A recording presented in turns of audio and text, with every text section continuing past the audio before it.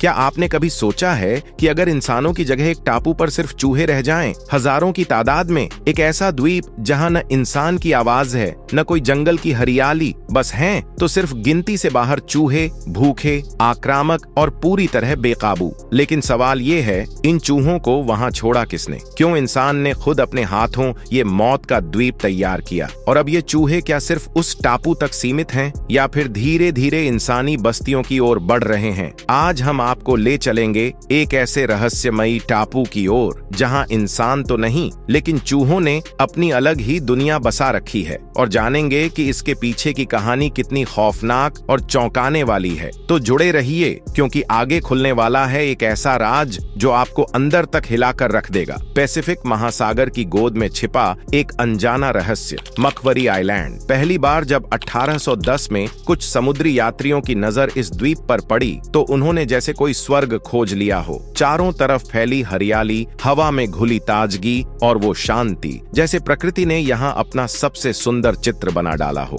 यह आइलैंड खास था। यहाँ एलिफेंट सील्स और रॉयल पेंगुइन्स की हजारों की तादाद में मौजूदगी इसे जीव जंतुओं की स्वर्ग भूमि बना रही थी। ऊंची ऊंची टसोक ग्रास की झाड़ियां, दुर्लभ पौधों की प्रजातियां और एक ऐसी जैव विविधता जिसे देखना किसी सपने से कम नहीं था। सबसे अनोखी बात यह थी कि इस द्वीप पर कोई भी प्राकृतिक शिकारी मौजूद नहीं था, यानी यहाँ के जीव शांति और सुरक्षा के साथ फल फूल रहे थे। लेकिन ये संतुलन ज्यादा दिन तक नहीं टिक सका। धीरे धीरे इंसानी लालच ने इस जन्नत में दस्तक दी। शिकारी सील्स और पेंगुइन्स का शिकार करने यहाँ पहुंचने लगे, पर असली विनाश उनके साथ आए एक अनजाने दुश्मन से शुरू हुआ, चूहे। ये छोटे छोटे जीव जहाजों में छिपकर इस द्वीप तक पहुंचे और फिर धीरे धीरे वहां अपना कब्जा जमाने लगे। शुरुआत में इन चूहों को किसी ने गंभीरता से नहीं लिया, लेकिन जैसे जैसे उनका प्रजनन दर सामने आया, लोगों के होश उड़ गए। एक मादा चूहा 12 से 20 बच्चों को जन्म देती है,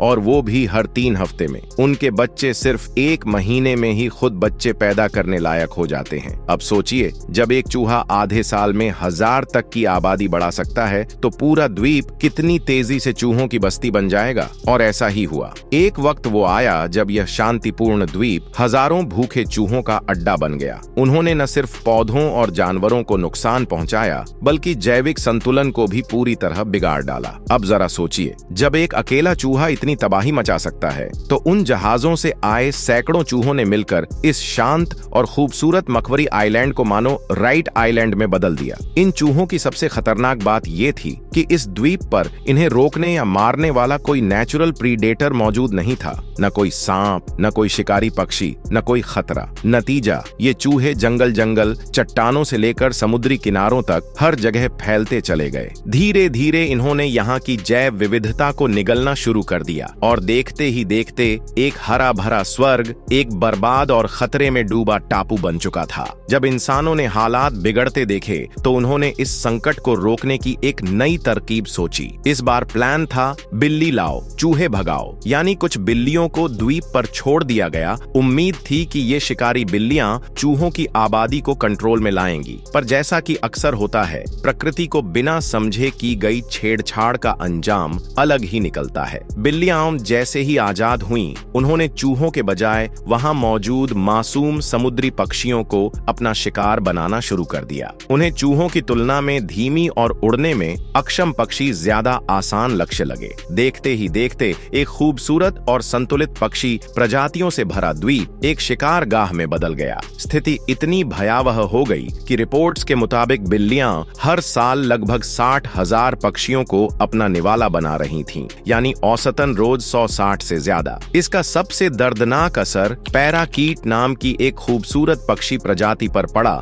जो इस द्वीप की पहचान थी। लेकिन बिल्लियों की वजह से यह प्रजाति हमेशा के लिए विलुप्त हो गई। अब हालात यह थे कि एक तरफ बिल्लियां पक्षियों को खत्म कर रही थीं, और दूसरी तरफ चूहे बेखौफ होकर और तेजी से बढ़ते जा रहे थे। यहाँ तक कि अब तो चूहे इन बिल्लियों से भी नहीं डरते थे। मकवरी आइलैंड अब पूरी तरह 2 बाहरी प्रजातियों चूहों और बिल्लियों के कब्जे में आ गया था और यहीं से इस द्वीप पर तीसरे विनाश का अध्याय शुरू हुआ। एक ऐसा विनाश जो अब केवल एक इकोलॉजिकल इमरजेंसी नहीं बल्कि इंसानी लापरवाही का एक जीता जागता उदाहरण बन चुका था। असल में समुद्र में लंबी यात्राएं करने वाले नाविक अक्सर अपने जहाजों में रैबिट्स यानी खरगोश पालते थे ताकि अगर सफर के दौरान कोई एक्सीडेंट हो जाए और खाना खत्म हो जाए तो सर्वाइवल के लिए उन्हें खाया जा सके। ठीक ऐसा ही एक हादसा इस आइलैंड के पास भी हुआ। एक जहाज की दुर्घटना हुई और उस जहाज में मौजूद सारे रैबिट्स किसी तरह बाहर निकलकर सीधे इस आइलैंड पर आ पहुंचे। इसके बाद जो हुआ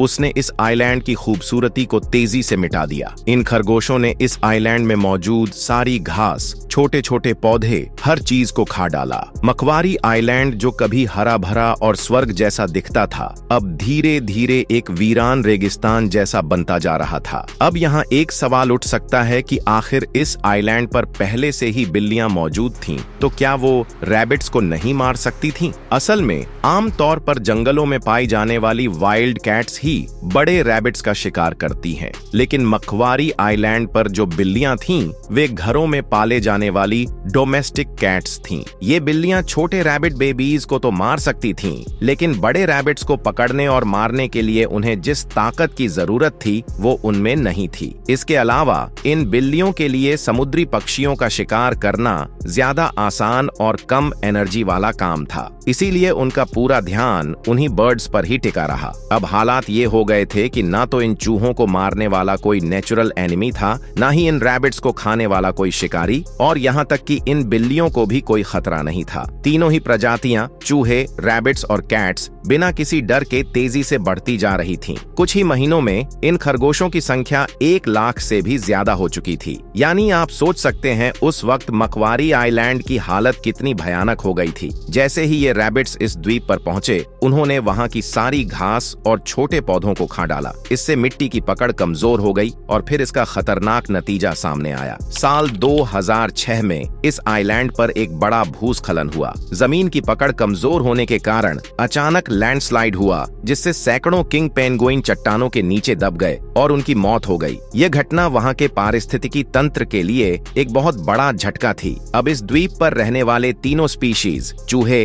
कैट्स और रैबिट्स मिलकर इस पूरे इकोसिस्टम को पूरी तरह से इकोलॉजिकल कोलैप्स की ओर धकेल रहे थे। लैंडस्लाइड्स कभी भी और कहीं भी हो रहे थे और द्वीप की सारी हरियाली लगभग खत्म हो चुकी थी। पक्षियों के लिए ना तो सुरक्षित जगह थी और ना ही घोंसले बनाने के लिए पेड़ पौधे बचे थे, और अगर कोई पक्षी जैसे तैसे अंडे देता भी तो वह अंडे इन जानवरों के लिए आसान शिकार बन जाते थे। चूहे और कैट्स उन्हें तुरंत ढूंढकर खा जाते थे। अब यह साफ हो गया था कि मकवरी आइलैंड जो एक समय पर बायोडायवर्सिटी का प्रतीक था अब पूरी तरह से एक इकोलॉजिकल डिजास्टर जोन में बदल चुका था। इस भयानक स्थिति को समझने के बाद ऑस्ट्रेलियन और टैस्मेनियन सरकारों ने मिलकर सबसे पहले इस द्वीप से बिल्लियों को पूरी तरह से हटाने का फैसला लिया। उन्होंने यह पता लगाने के लिए कि ये बिल्लियां ज्यादातर कहां-कहां रहती हैं, वहां जीपीएस प्लस मोशन सेंसर्स का इस्तेमाल किया। इस तरह से साल 2000 में उन्होंने इन बिल्लियों को पकड़ने के लिए ट्रैपिंग बोनस लगाना शुरू किया। लगातार 6 सालों तक मेहनत करने के बाद 2006 में आधिकारिक रूप से घोषणा की गई कि मकवरी आइलैंड पर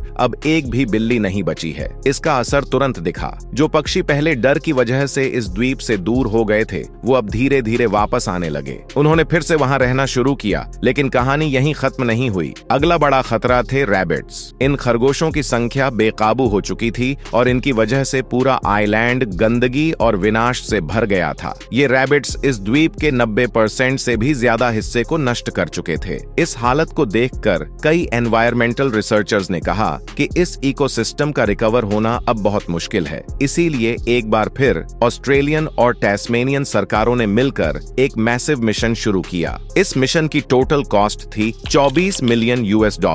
इस मिशन का मेन उद्देश्य था मकवरी आइलैंड में मौजूद सभी चूहे और रैबिट्स को पूरी तरह से हटाना और वहां के ओरिजिनल इकोसिस्टम को वापस लाना। सबसे पहले उन्होंने फैसला लिया कि यहाँ के सारे रैबिट्स को पूरी तरह से एलिमिनेट किया जाएगा। इस मिशन को सफल बनाने के लिए बायो वैज्ञानिकों ने एक स्पेशल बायोलॉजिकल वेपन का इस्तेमाल किया जिसे कहते हैं हेमोरेजिक डिजीज वायरस। अब चूंकि रैबिट्स को गाजर यानी कैरेट्स बहुत पसंद पसंद होती हैं, तो इस वायरस से संक्रमित किए गए कैरेट्स को पूरे द्वीप में फैलाकर फेंका गया। जैसे ही उन कैरेट्स को रैबिट्स ने खाया, उनमें वायरस फैल गया और वो धीरे धीरे मरने लगे। इस बायोलॉजिकल ट्रिक से करीब 70% रैबिट्स खत्म हो गए। लेकिन अब भी एक बड़ी चुनौती बची थी, बाकी बचे हुए रैबिट्स और सबसे ज्यादा समस्या पैदा करने वाले चूहे। अब इन दोनों को खत्म करने के लिए वैज्ञानिकों ने एक और स्मार्ट प्लान बनाया। उन्होंने सोचा कि अगर हम इन्हें विंटर सीजन यानी शीतकाल में खत्म करें